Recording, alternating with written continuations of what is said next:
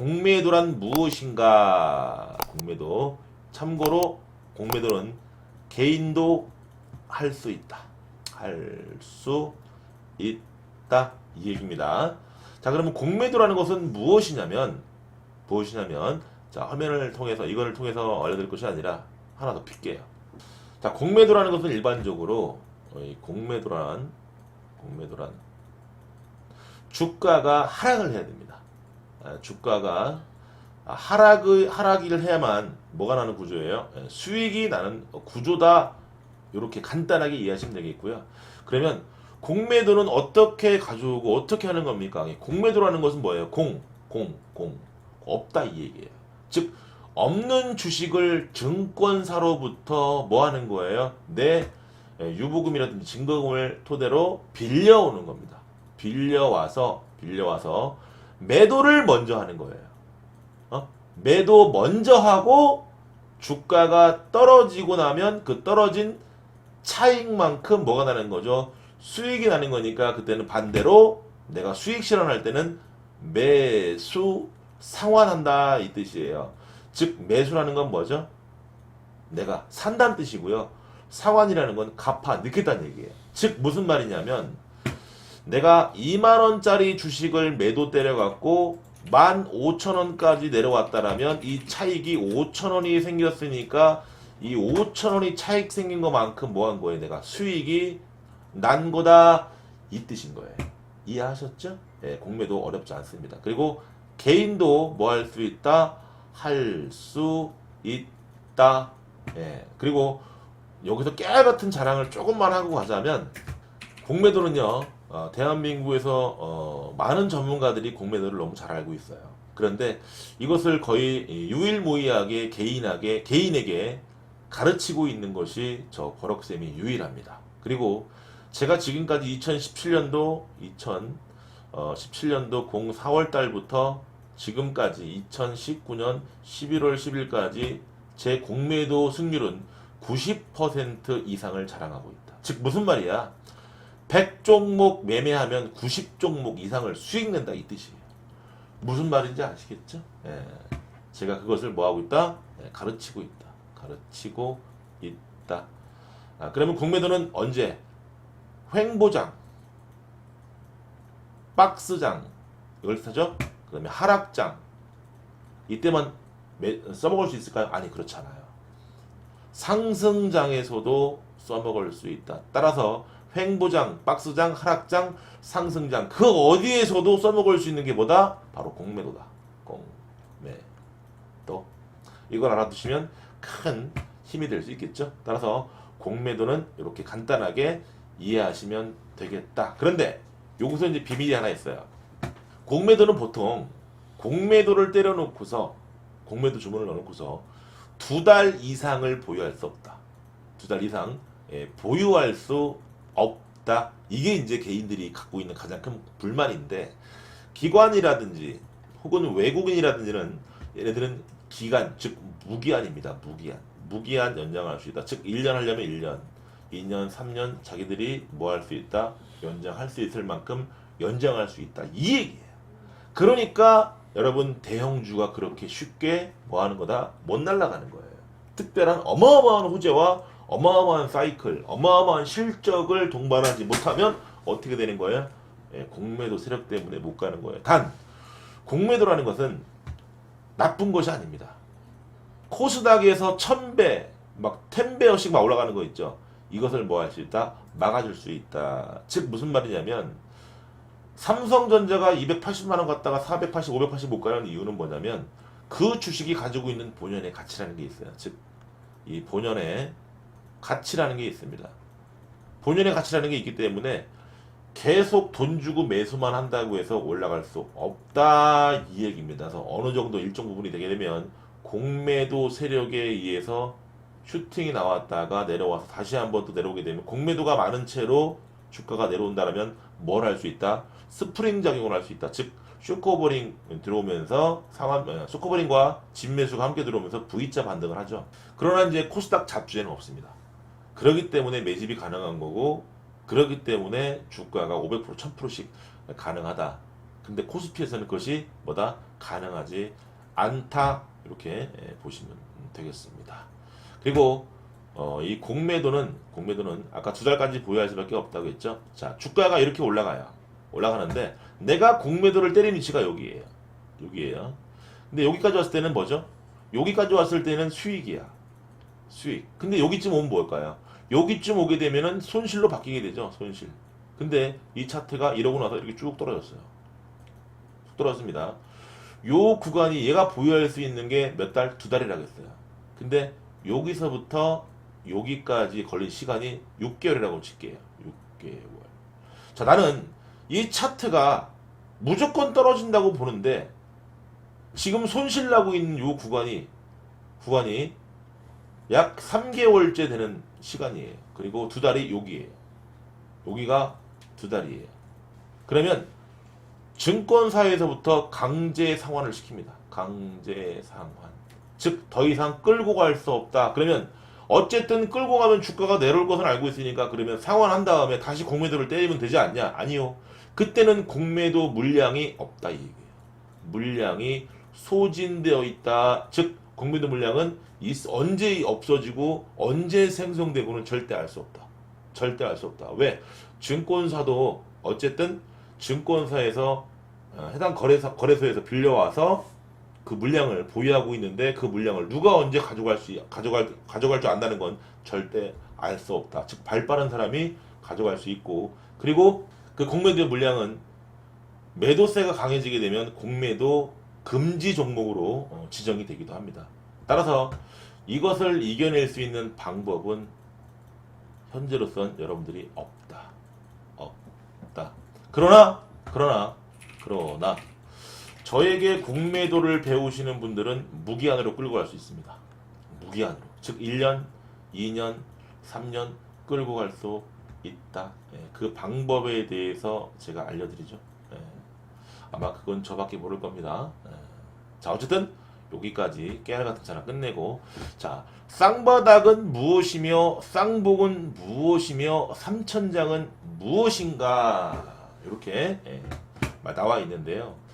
자, 이것은 제가 그림으로 한번 설명을 한번 드려보도록 하겠습니다.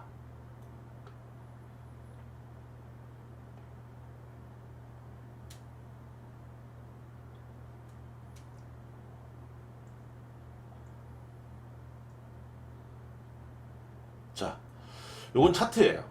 차트인데, 자, 이평선은 무시하겠습니다. 이렇게 주가가 한번 저가를 말하는 거죠. 저가. 여긴 저가죠. 여기도 저가. 여기는 이전의 저가와 동일한 가격이죠. 여기를 뭐라고 하죠? 요거를 전 저점을 지지하고 올라가는 것을 뭐라고 하다? 쌍바닥이라고 표현한다. 쌍바닥. 보통 쌍바닥을 보이면 원바닥 찍었다가 반등한 자리를 뭐합니까? 넘겨가는 과정이 훨씬 더 많아요. 근데 쌍바닥을 찍고 나서 처음에 찍었던 이 자리를 찍고 반등했던 이 자리, 반등 자리. 요 반등 자리까지도 회귀하지 못하고 주가가 꺾인 다음 뭐죠? 이 쌍바닥을 깨고 내려갈 확률이 크다. 이렇게 이해하시면 되겠고, 쌍바닥은 이렇게 이해하시면 되겠습니다. 즉 쌍바닥을 찍었을 때는 보다 힘이 강하다 이렇게 보시는데, 첫 번째 반등했던 자리를 넘기지 못할 때는 보다 추가적으로 하락세가 깊어질 수 있다 이렇게 이해하시면 되겠고요. 주가가 올라가다가 쌍봉을 찍었어요. 이렇게 쌍봉. 주가가 올라가다 쌍봉을 찍었을 때는 대부분 쌍봉을 어떻게 찍냐가 문제인데, 이 62평까지 내려왔다가 쌍봉을 찍는 것은 다시 62평을 깨고 내려올 가능성이 높고요. 22평 자리까지 내려왔다 올라간 것들은 쌍봉을 만들고도 뭐 할 수 있다? 3천장을 만들어낼 수 있다 이 얘기예요. 그리고 3천장을 만들어 놓는데 앞에서 충분한 시세, 즉 급등의 시세가 나온 후에 3천장을 만들면 뭐 한다? 대부분 62평에서 242평까지 박살나더라 이 얘기예요. 이 3천장을 주는 의미는 무엇을 뜻하느냐? 세력이 뭐 하는 거다? 파동을 이용해서 개미들에게 물량을 떠넘기는 과정을 뜻하기도 한다. 이렇게 이해하시면 되겠습니다. 아셨죠? 그리고 바닥에서 이렇게 다중바닥을 찍고 올라가는 거죠. 이걸 다중바닥이라고 하는데, 다중바닥을 찍을 때는 이 다중바닥을 찍고 반등했던 요 자리를 뚫을 때 시세가 나오더라. 이렇게 간단하게 이해하시면 되겠다. 아셨죠? 두 번 찍고 올라가는 건 뭐? 쌍바닥. 예, 그리고 또 세 번 찍고 올라가면 쓰리바닥이라고 표현할 수 있겠죠? 예, 이렇게 이해하시면 되겠다. 어렵지 않죠? 자, 다음 갭이란 무엇인가? 자, 요것도 그림을 통해서 설명을 한번 드려보도록 하겠습니다. 자, 갭이라는 것은 캔들과 캔들 사이에 공간을 뜻하는데요. 자, 양봉을 이렇게 딱 뽑았어요. 그러면 이렇게 양봉을 뽑을 수도 있겠죠. 반대로 자, 음봉이 떨어졌는데 이렇게 떨어졌어요. 자, 앞에 있는 것은 양봉이 나오고 그 다음 날도 양봉. 여기는 뭐라고 했어요? 아까 제가 이 자리는 시가라고 했죠. 시가. 여기는 뭐라고 했어요? 종가라고 했어요. 종가. 그럼 여기서 요 공간을 뭐라고 하죠? 요것을 갭이라고 표현합니다. 갭. 그리고 마찬가지입니다. 요것은 이제 상승 갭이라고 표현하고요. 상승 갭. 요것은 반대로 이제 하락하는 거니까 하락 갭이라고 표현을 합니다. 따라서 여기는 종가, 여기는 시가. 어제도 하락했고 오늘도 이만큼 공간이 있으니까, 예를 들어서 여기서 어제 종가가 10,000원의 종가가 끝났다라면 이 시가가 얼마로 시작한 거예요? 9,500원 정도로 시작했다. 혹은 9,000원으로 시작했다. 그 사이에 갭이 이거 있는 것을 뭐라고 표현한다? 갭, 하락 갭이라고 표현한다. 갭도 이제 여러 가지가 있겠죠. 그냥 일반적인 갭이 있고요. 상승 갭, 하락 갭이 있을 거고요. 그 다음에 상승하는 상승 갭이 있을 거고요. 그 다음에 하락하는 하락 갭이 있을 거고요. 그 다음에 이제 돌파하는 돌파 갭이 있을 거고요. 그죠? 그 다음에 이제 이것은 상승 돌파 갭이죠. 상승 돌파 갭인데 박스권을 강하게 돌파하는 갭이 있을 거고요. 그리고 이제 하락하는데 하락 갭이 있는데 박스권을 만들고 있는데 저점을 깨는 강력한 하락 갭이 있겠죠. 그죠? 갭의 성격을 잘 이해하게 되면 주가의 방향을 알 수 있다. 이렇게 보시면 되겠습니다. 어렵지 않죠? 어렵지 않습니다. 자, 다음 재무제표는 어떻게 보는가? 간단히 알아야 할 점 우리가 알아보고 가자 이거죠. 자, 그럼 재무제표 다시 한번 설명하기 위해서 차트로 한번 들어가 볼게요. 자, 삼성전자인데요. 삼성전자. 우리가 이제 재무제표를 볼 때 여기 위에서 보시게 되면은 연결, 별도, 전체, 연간, 분기 이렇게 보이는데요. 자, 연결이라는 것은 삼성전자가 가지고 있는 모든 자회사를 통틀어서 연결이라고 부르는 거고, 별도는 삼성전자만의 수익을 말하는 거고요. 이 전체를 뜻하는 것은 뭐냐? 전체도 볼 수 있고 분기별도 볼 수 있다는 거죠. 그리고 분기는 뭐냐? 앞으로 2019년도에 1분기, 2분기, 3분기, 4분기에 컨센서스를 볼 수 있다. 그래서 간단하게 보시려면 여러분들이 연결 놓고 연간 놓고 얘네들이 앞으로 요렇게 기업이 발전했으며 앞으로 요렇게 파란색은 뭐죠? 컨센서스를 말하는 거예요. 컨센서스는 뭐냐? 예측하는 거예요. 누가 예측하는 거예요? 여기에 이 분야에 해당하는 애널리스트들께서 이렇게 전망할 것이다. 전망한다라는 것을 내놓은 거고요. 그리고 회사에서도 우리는 이러이러하게 이런 사업을 준비함으로써 이렇게 매출과 영업이익이 당기순이익이 날 것이다 라는 것을 토대로 이렇게 만들어진 것이다. 이렇게 보시면 되겠는데, 자, 여러분들이 재무제표를 볼 때 가장 중요하게 봐야 될 거는 첫 번째 매출과 영업이익, 당기순이익, 요것이 고르게 성장해야 돼요. 고르게 성장해야 한다 이 뜻이에요. 자, 그럼 볼게요. 자, 매출은 200조, 230조, 240조, 230조, 250조, 270조 어때요? 고르게 매출이 잘 늘어나고 있네. 영업이익은 25조, 26조, 29조, 53조 뻥튀기 빵하죠. 이 스마트폰 원이 성행하면서 58조, 27조 팍 자빠졌다가 37조, 49조. 그러니까 어때요? 예, 삼성전자가 3만 한 7천원까지 자빠졌었죠. 요때 요런 모습이 나왔기 때문에 그런 것이다. 이렇게 이해하시면 되겠고요. 자, 그럼 당기순이익. 당기순이익은 23조, 19조, 22조, 42조, 44조, 23조, 29조, 38조. 아, 그래. 너는 매출과 영업이익, 당기순이익이 고르게 성장하는 기업이구나. 좋은 기업이구나. 이렇게 먼저 보시면 되겠고요. 이것이 가장 중요하다. 자, 그 다음 보실 게 뭐냐면, 자, 자산 총계가 있고, 부채 총계가 있고, 자본 총계가 있어요. 자, 부채라는 것은 뭐예요? 빚이에요. 무슨 말인지 아시겠죠? 부채가 늘어나고 있네요. 그죠? 자산 총계가 늘어나고 있네요. 자본 총계 늘어나고 있네요. 즉, 부채가 늘어나는 것보다 자산이 더 늘어나는 것이 많으면 되겠죠? 자, 부채는 얼마나 났습니까? 자, 62조. 근데 여기는 91조. 약 30조 정도가 부채로 늘어났다면 여기가 160조였으니까 190조여야 되는데 여기 240조로 늘어났어요. 부채보다 자본 총계가 늘어났으니까 뭐예요? 돈을 빌려오고 돈을 갚고 영업이익, 당기순이익을 뭐 하는 거죠? 유보하면서, 즉 회사 내에다가 유보하는 그 유보금이 훨씬 더 많기 때문에 자본 총계가 지속적으로 늘어나는 것을 확인할 수 있다. 그리고 여러분들이 유보율 이거 확인하시는데 유보율 이거 의미 없어요. 유보율 의미 없어요. 유보율이 많이 늘어난다는 것은 좋은 게 아니에요. 왜? 미래에 투자하지 않는다는 얘기예요. 즉 무슨 말이냐면 당기순이익이 늘어나는 만큼 유보금이 쌓여간다는 것은 무조건 좋은 기업이 아니란 얘기입니다. 왜?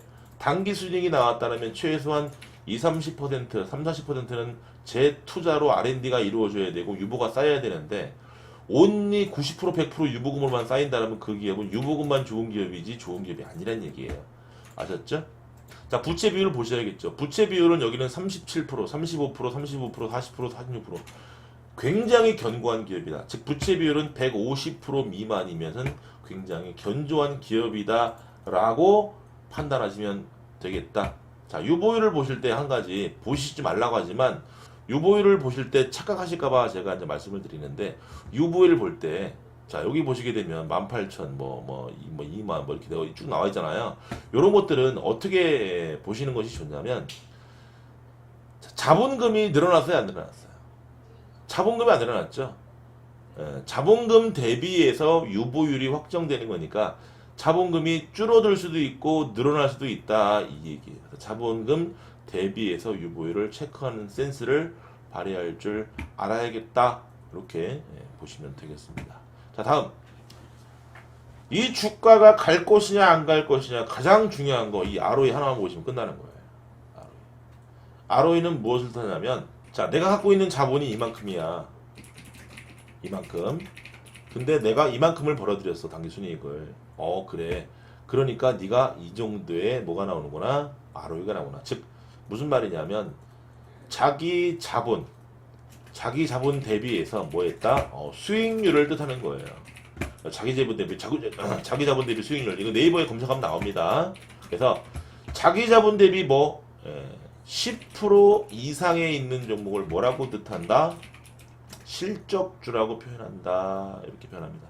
근데 이제 가끔 가다 보면 자기 자본 이익률, 즉 ROE가 10%가 안 되는데 주가가 날아가는 게 있어요. 그 왜 그럴까요? 그런 것들은 성장주. 즉 미래의 주가를 선반영하고 날려보내는 거야. 야, 넌 너무 싸. 넌 지금도 싸. 왜? 미래에 지속적으로 돈을 잘 벌 놈이니까. 그런 놈들이 뭐야? 카카오 같은 애들 아니겠어요? 카카오 한번 보여드릴까요? 자, 카카오를 보시게 되면 야, ROE를 보세요. 자, ROE를 보시게 되면 ROE가 자, 3, 1, 2, 1, 3, 5, 7 얼마짜리예요? BP의 장부가치가 6만원짜리예요. 근데 얼마죠? 지금 카카오는 15만원 하고 있어요. 말도 안 되죠. 근데 어떻게 날아가고 있냐고요. 근데 어떻게 버럭쌤은 14만원에 카카오는 갈 준비가 되어 있다라고 말을 했을까요? 그래서 요 점은 뭐다? 꼭 참고하고 가는 것이 뭐다? 좋겠다. 이렇게 보시면 되겠고요. 다시 삼성전자로 돌아가겠습니다. 자, 다음. 그럼 ROE만 알면 되냐? 아니에요. 알아야 될 것은 자, EPS는 주당 순이익이니까 굳이가 볼 필요 없고 BPS를 보시면 됩니다. BPS. 자, BPS 보시게 되면은 이 BPS는 뭐냐면 얘가 가지고 있는 장부 가치를 말하는데 장부 가치. 장부 가치라고도 표현하고 청산 가치라고도 표현을 해요. 장부 가치라는 건 뭐냐면 지금 삼성전자를 당장 정리해서 주주들에게 한 주당 돌아갈 수 있는 가치가 35,000원짜리다 이 뜻이야.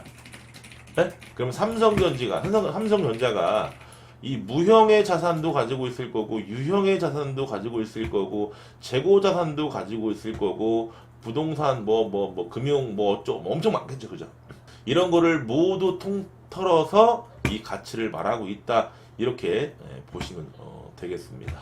자, 그러면 장부 가치는 그런데 그러면 청산 가치는 뭐냐 이거죠. 청산 가치. 자, 그럼 청산할 때 당장 내가 이것을 받을 가치가 아니냐? 아니요. 청산 가치는 그렇게 이해하시면 안 돼요. 청산 가치는 일단 시장 수익률이 10% 이상이라는 것은 실적주, 즉 성장주라는 건데 얘가 받을 수 있는 프리미엄 주가. 즉 무슨 말이냐? 지금은 BPS 북밸류쉐어 장부 가치가 35,000원짜리지만 앞으로의 행보 21%, 19% 나왔다가 9%, 11%, 14% 이렇게 성장할 거니까 지금 52,000원 정도 받아도 비싸지 않구나 혹은 적정하구나라는 것을 알 수 있다 이 얘기예요. 즉 ROE만 알아서도 안 되고 BPS만 알아도 안 되고 이것을 연계할 수 있어야 한다 이 뜻입니다. 그리고 PER, PBR은 1 미만이면은 무조건 저평가냐 1 이상이면 무조건 고평가냐 그렇지 않다.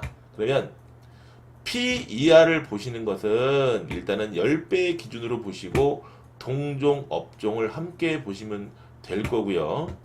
자, 그 다음에 PER은 1 미만이냐 1 이상이냐 중요한 것이 아니라 여기서 보실 때 1, 1.7, 1.4 그럼 이게 고평가냐 이거죠. 아니에요. 왜 고평가가 아니냐? 그때는 ROE와 같이 연계해서 보셔야 합니다. ROE는 12, 21, 19. 자, 그러면 ROE가 19일 때 여기가 1.1이었으니까 얘는 뭐예요?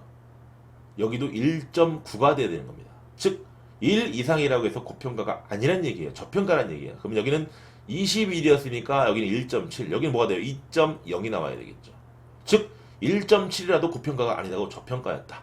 여기는 12였어요. 12.4. 그럼 여기는 PBR이 1.48. 살짝 고평가 위치에 있구나라는 것을 알 수 있다. 이렇게 이해하시고 보시면 된다.